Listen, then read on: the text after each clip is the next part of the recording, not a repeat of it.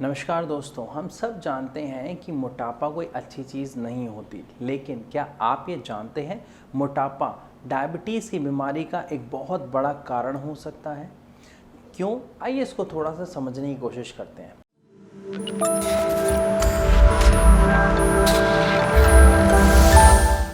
देखिए, जब भी हमारे खान पान की आदतें चेंज होती हैं या हम गलत खान पान के आदी हो जाते हैं, जैसे मोमोज़, चाउमीन, समोसे, मीन्स फास्ट फूड जितना भी हम खाते हैं, तो इसमें क्या होता है कि फ़ास्ट फूड की एक खासियत कह लो या एक सबसे बड़ी बुराई कह लो कि इसको पचाने में हमारे शरीर को बहुत मेहनत करनी पड़ती है। पूरे के पूरे डाइजेस्टिव सिस्टम के ऊपर एक मुसीबत आ जाती है, बहुत बड़ा भार आ जाता है और उसके बाद भी ये पूरी तरह से डाइजेस्ट नहीं हो पाता। इसी वजह से क्या होता है, इसके छोटे छोटे पार्टिकल्स हमारी आंतों पे चिपकने लगते हैं और वो धीरे धीरे अंदर ही अंदर सड़ने लगते हैं और हमारी आंतों को नुकसान पहुंचाने लगते हैं। धीरे धीरे ये गंदगी ब्लड के साथ हमारे पूरे शरीर में फैलने लगती है। ये प्रोसेस इतना धीरे, इतना स्लो होता है कि हमें कुछ खास फ़र्क नहीं पड़ता है, इसकी कोई खामी दिखाई नहीं देती है, लेकिन एक समय के बाद, कुछ अरसे बाद आपको इसके लक्षण दिखाई देने शुरू हो जाते हैं। पेट में गैस बनना, पेट में दर्द रहना, पेट फूला रहना, डाइजेशन ठीक से ना होना, चेहरे पे मुहासे वगैरह होना, दाने होना, शरीर पर दाने होना, ये सब छोटी छोटी ऐसी निशानियां हैं जो बताती हैं कि कहीं ना कहीं हमारे डाइजेस्टिव सिस्टम में प्रॉब्लम आ रही है या हमारे ब्लड में कुछ गड़बड़ हो रही है। हम इन चीज़ों को फिर भी अनदेखा कर देते हैं और इसके लिए नॉर्मल दवाइयाँ लेना शुरू कर देते हैं, जो और ख़तरनाक रूप से रिएक्ट करती हैं हमारे बॉडी ऑर्गन्स पे। स्पेशली अगर मैं बात करूं हमारे डाइजेस्टिव सिस्टम पे, जिसमें हमारा लिवर, हमारे पेनक्रियाज, हमारी किडनी, ये सब इंक्लूड होते हैं। रीज़न, जितना भी काम होता है आपकी बॉडी से एक्स्ट्रा चीज़ें निकालने का, गंदगी निकालने का, वो काम होता है किडनी का। तो इसीलिए मैंने किडनी भी इसमें इंक्लूड किया, क्योंकि जब भी हम कुछ खाते हैं तो किडनी पर एक्स्ट्रा प्रेशर पड़ता है चीज़ों को छानने का, गंदगी निकालने का, और कुछ टाइम तक किडनी सही से काम कर पाती है। उसके बाद धीरे धीरे उसका प्रोसेस धीमा होने लगता है, ख़त्म होने लगता है और प्रॉब्लम शुरू हो जाती है। लेकिन ये बहुत अरसे बाद ऐसा होता है। शुरुआत में जो समस्या आती है वो सबसे कॉमन है, वो है मोटापा। शुरुआत में हम खुश होते हैं कि हाँ, मेरा वेट बढ़ रहा है, मैं अच्छा दिख रहा हूँ, लेकिन एक समय के बाद ये समस्या एक भयंकर रूप लेना शुरू कर देती है। जैसे कि मैंने आपको बताया कि जो भी हम खाते हैं वो चीज़ें हमारी आंतों में चिपकना शुरू हो जाती हैं। अब जैसे हम कोल्ड ड्रिंक पीते हैं, बहुत ज़्यादा कॉफ़ी पीते हैं, ये भी बहुत ज़्यादा नुकसान करती है, क्योंकि इसमें पोटेशियम का लेवल बहुत ज़्यादा होता है। इसमें जो प्रिजर्वेटिव्स होते हैं वो बहुत ज़्यादा होते हैं, वो बहुत नुकसानदायक होते हैं। तो इनसे क्या होता है, एक स्लो प्रोसेस चल रहा होता है हमारी बॉडी में खराबी आने का, जो हमें शुरुआत में बिल्कुल नहीं दिखाई देती, बल्कि मैं ये कहूँ 2, 3, 4 साल तक बिल्कुल दिखाई नहीं देती। और आपको यहाँ पर एक बात और पता होनी चाहिए, डायबिटीज़ जैसी भयंकर बीमारी के बारे में पता लगने में 8 से 10 साल लग जाते हैं।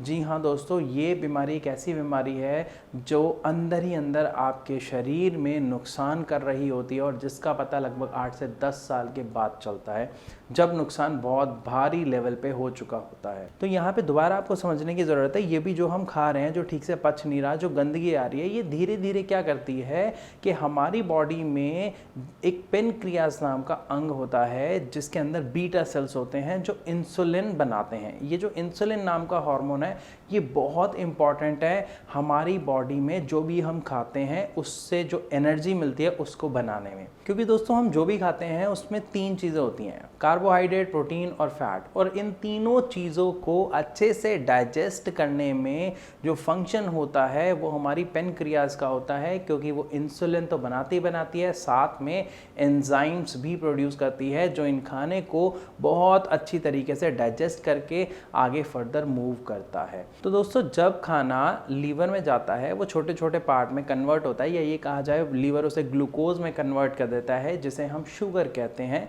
तो हमारी बॉडी में जो पेनक्रियाज हैं उसके अंदर जो बीटा सेल्स होते हैं वो इंसुलिन बनाते हैं। वो क्यों बनाते हैं? जब हम खाना खाते हैं तो हमारी बॉडी में शुगर का लेवल एकदम से बढ़ जाता है। उस लेवल को कंट्रोल करने के लिए इंसुलिन उस ग्लूकोज में मिक्स होता है और ब्लड के साथ आगे फ्लो होता है। और वो इंसुलिन सेल को कमांड देते हैं कि ग्लूकोज को आप एब्जॉर्ब करें और एनर्जी में कन्वर्ट करें। अब समस्या कहाँ आती है? जब हम गलत खाना पीना खाते हैं, जो गंदगी हमारी आंतों में चिपक रही होती है, खून में फ्लो कर रही होती है, वो धीरे धीरे पेनक्रियाज के फंक्शन को डिस्टर्ब करना शुरू कर देती है। मतलब या तो पेनक्रियाज में इंसुलिन बनाने की जो शक्ति है, जो प्रोसेस है, उसमें कमी आ जाती है, वो इंसुलिन प्रॉपर ठीक तरीके से बन नहीं पाता, या फिर दूसरी चीज़ क्या होती है, जो हमारे सेल्स होते हैं वो जाम हो जाते हैं, वो रिस्पॉन्ड करना बंद कर देते हैं और उस इंसुलिन ठीक बन रहा होता है लेकिन वो सेल्स को जाम कर देते हैं। एक और कंडीशन होती है, जो तीसरी कंडीशन होती है, जिसमें क्या होता है, हमारा मोटापा बढ़ जाता है, हमारा फैट बढ़ जाता है। सपोज करो कि आपका वज़न 60 किलो है, लेकिन हमारे गलत खान पान के चलते कुछ समय में ये 60 किलो 80 किलो में कन्वर्ट हो गया, या 90 किलो में आपका वज़न जो है 90 किलो हो गया। तो 60 किलो जो हमारा बॉडी का एक नॉर्मल वेट है, हमारी पेनक्रियाज 60 किलो के हिसाब से इंसुलिन बना रही थी, लेकिन जब आपका वेट 90 किलो हो गया तो 30 किलो वेट आपका बढ़ गया। अब जब ये 30 किलो वेट आपका बढ़ गया, लेकिन पेनक्रियाज का साइज वही है, इंसुलिन की जो प्रोडक्शन हो रही है वो उतनी है, लेकिन आपकी बॉडी को क्या हुआ, इंसुलिन ज़्यादा डिमांड होने लग गई क्योंकि आपका साइज ज़्यादा बढ़ गया। तो वहाँ पे क्या होता है, इंसुलिन की कमी हो जाती है। ये भी टाइप 2 का ही एक पार्ट है। जब इस तरीके की समस्या आती है तो रोगी को इंसुलिन के इंजेक्शन दिए जाते हैं। लेकिन जो पहली वाली कंडीशन है, जो मैंने आपको बताया, जब सेल जाम हो जाते हैं, रिस्पॉन्ड करना बंद कर देते हैं, या फिर जो इंसुलिन बन रहा है वो ठीक तरीके से नहीं बन पाता, तो सबसे बड़ी समस्या यहीं पर शुरू होती है। और डायबिटीज़ टाइप 2 जनरली लोगों को यही बताया जाता है और यही पता होता है। तो जब हम गलत खान पान खाएंगे तो उसकी वजह से हमें डायबिटीज़ टाइप 2 होने का बहुत ज़्यादा खतरा रहता है। और इसीलिए आप आजकल सुनते भी होंगे, पिछले कुछ सालों में डायबिटीज़ के केस बहुत ज़्यादा बढ़े हैं, और एक उम्र के बाद नहीं, बहुत छोटी उम्र में ही ये समस्या आई है। रीज़न, हम बचपन से बच्चों को गलत चीज़ों की आदत डाल रहे हैं, ऐसी चीज़ों की आदत डाल रहे हैं जिसको पचाने में हमारी बॉडी को बहुत ज़्यादा प्रॉब्लम होती है। इसीलिए बच्चों को छोटी उम्र से ही डाइजेशन की प्रॉब्लम आती है। सो अगर आप इस समस्या पर काबू पाना चाहते हैं तो आपको 2 चीज़ करनी पड़ेगी।